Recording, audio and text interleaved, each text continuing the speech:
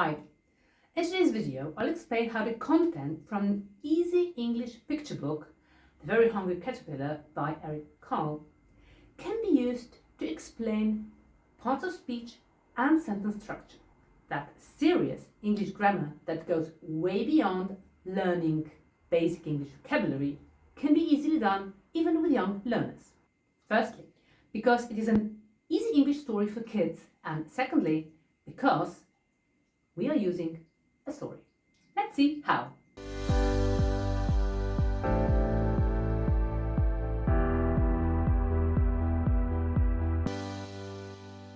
I'm Mia and I create English activities for kids that every teacher can use in their classroom.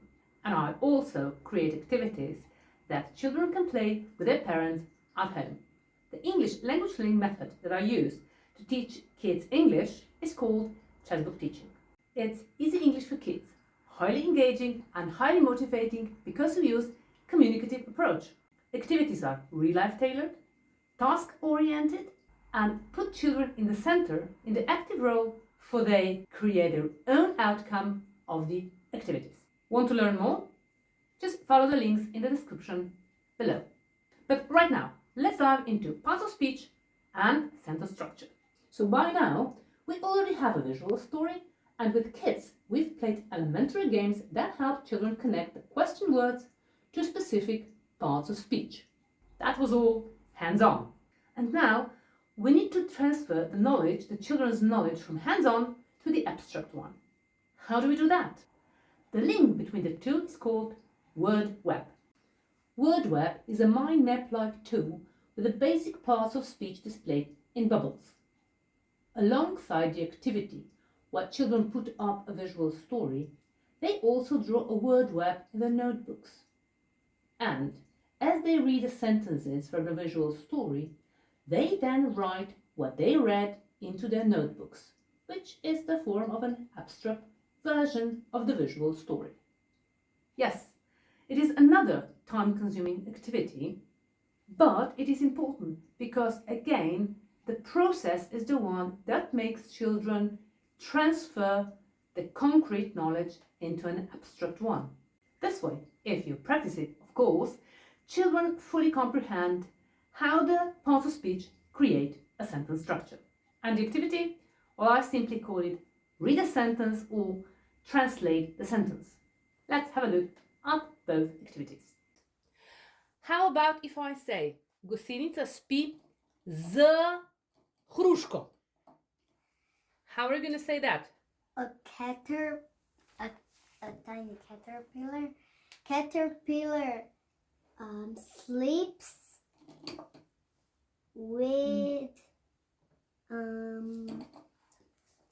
a pear. With a pair.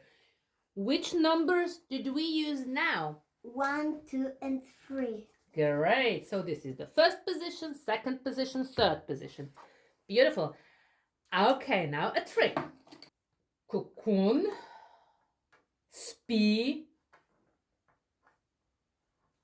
zraven kauča. Okay. The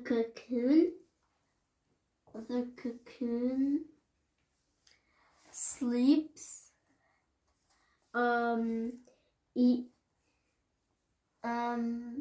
under the couch. Under the couch. Okay. What have we used now? Again? 1, 2, 3. Again, who, what, do, and what? No. No. We had 1, 2, 3, but who, what, do, and where? and where. Bye. What? We didn't use that. How about if I say, Masha, da se gusenica plazi po travi ob torkih. The caterpillar crawls on Tuesdays. Kaj pa po travi? The caterpillar crawls. How do we say po travi? There is on grass. the grass That's right, on the on grass. Tuesday. I'm going to dictate to you. Can you copy this in Slovene? Špela, vsako sredo je banane na balkonu. A lahko s pisanim čakanjem. Use whichever letters you want.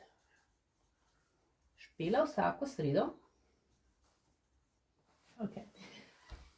Okay, I'm going to ask you now in English. What is the answer to who in this sentence? Who? Špela. So what you need to do, take the pencil and underline like this, Špela, and write who is what number? 1. 1. So you write here number 1. Okay? I'm sorry I did it for you just to show you. Is it okay, Vita? Yes. All right. Now let's go back to our... What is number 2? What do? What do. Can you find what do in this sentence? Je banan na balkonu. Just one word. Je. What do you think? Je. Ye. Yes? So underline ye. And what is the number above ye? 2. 2. Good job. Do we have number 4 here? Where? Do we have where in this sentence? Yes, na balkonu. Okay.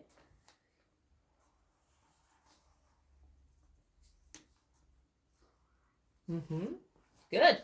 Do we have number 5? Yes. Yes. Where? Sredo. Vsako sredo. Number 5.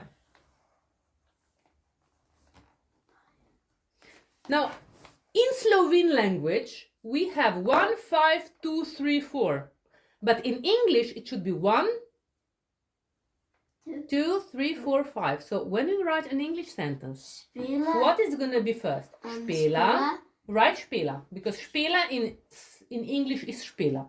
Write Špela. Now in English sentence, we need to have number 2 next one. What is je in English? It.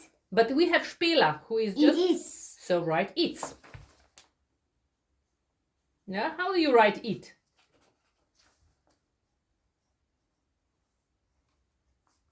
Yeah, but you said it's, not it. Okay, Špela it's. What comes number 3? Banana. But you have banane. So is it just one? Bananas, yes, it's bananas. What is going to be next? Špela eats bananas. Na balkonu. True.